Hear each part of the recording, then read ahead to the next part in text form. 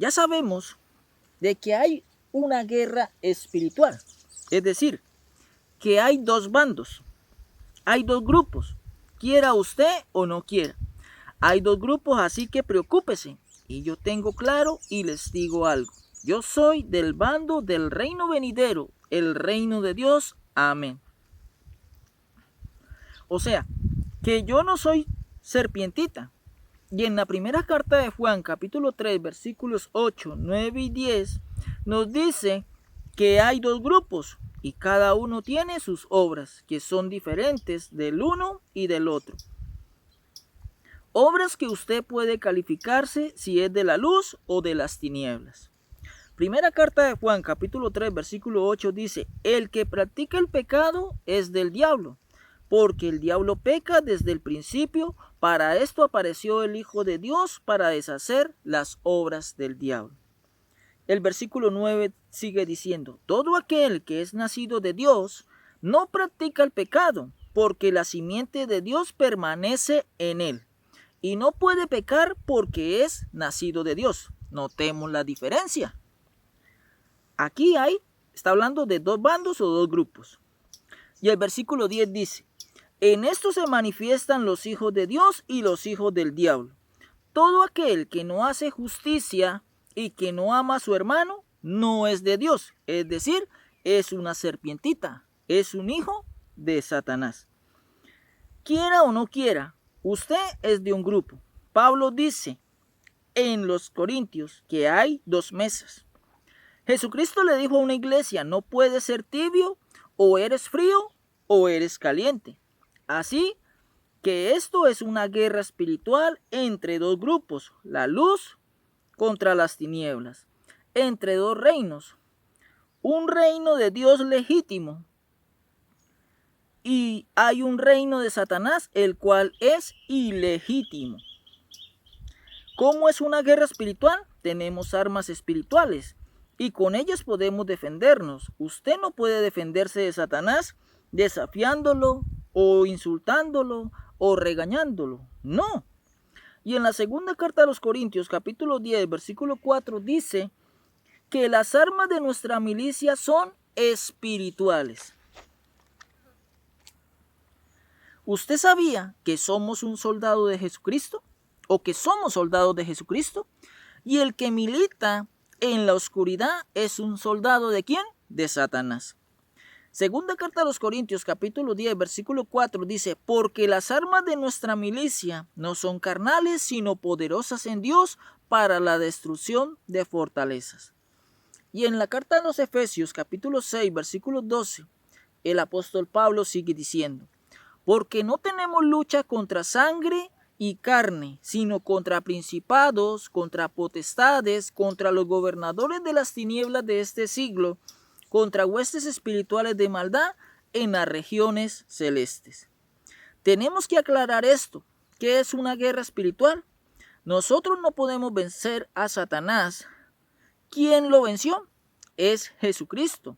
Yo no puedo ocupar el lugar de Jesucristo como guerrero espiritual. Espiritualmente la Biblia me dice que primero debo controlar es mi carne. ¿Qué debo hacer con ella? Dominarla y tenerla bajo mi autoridad. Y en la segunda carta a Timoteo, capítulo 1, versículo 7, dice que el segundo es el mundo. ¿Qué tenemos que hacer con el mundo? Vencerlo. Y Jesucristo dijo, en el mundo tendréis aflicción, pero confía, yo he vencido al mundo. Juan capítulo 16, versículo 33. El mundo da placeres y el consumismo. El problema es cuando me dejo llevar por el consumismo, porque raíz de todos los males es el amor al dinero. Tercero, con Satanás tenemos que resistirlo, y él hará como Jesús lo resistió, y Satanás le dejó, pero volverá. Cuidado, la batalla está dura, pero tranquilo. Todo lo puedo en Cristo que me fortalece, según Filipenses capítulo 4, versículo 13. Tenga o no tenga, en la situación en que me encuentre,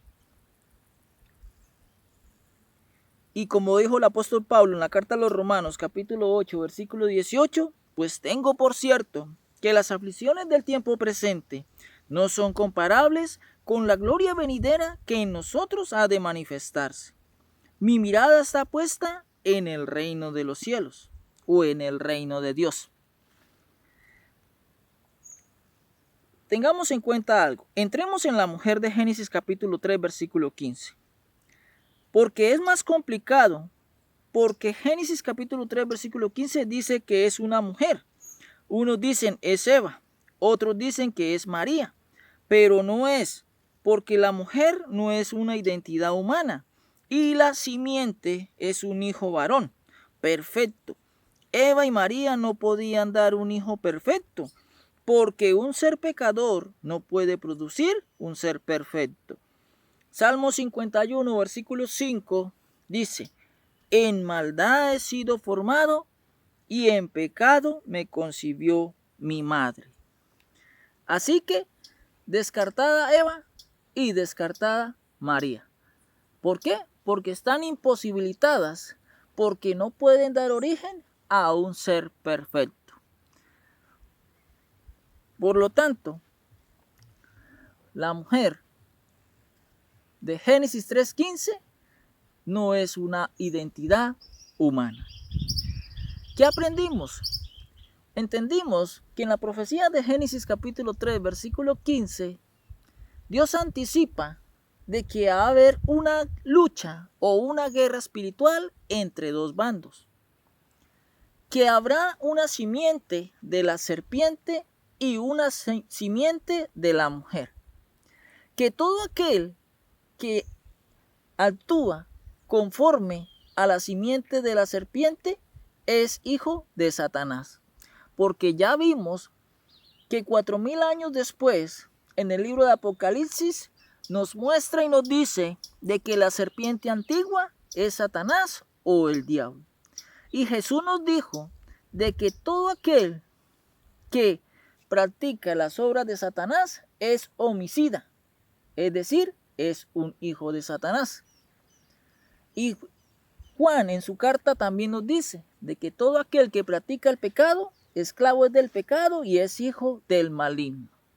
Y que todo aquel que actúa conforme a la voluntad de Dios, pues es hijo de la simiente de la mujer. Es decir, que hay dos bandos y hay dos grupos en una lucha y en una guerra espiritual. Y la pregunta, vuelvo a decirlo nuevamente, ¿de qué bando eres tú? ¿O eres una serpientita o eres un descendiente de la simiente de la mujer? Sabemos que la simiente es Cristo, pero que todo aquel que practica las enseñanzas de Jesucristo y actúa conforme a la voluntad de Dios es descendiente de la simiente, es decir, la iglesia. Mis amados en el Señor, Dios nos bendiga. Recuerda suscribirte y visitar mi página de YouTube, La Restauración del Reino de Dios en la Tierra, para que allí puedas encontrar este contenido genuino, puro, acerca del reino de Dios. Allí solo encontrarás todo lo que tiene que ver en la restauración y recuperación del reino de Dios en la tierra. Allí nunca encontrarás emociones, profecías, sanidades, milagros, prosperidad. Eso no tiene nada que ver con el evangelio del reino de Dios. Todas aquellas señales y profecías ya están escritas en la Biblia.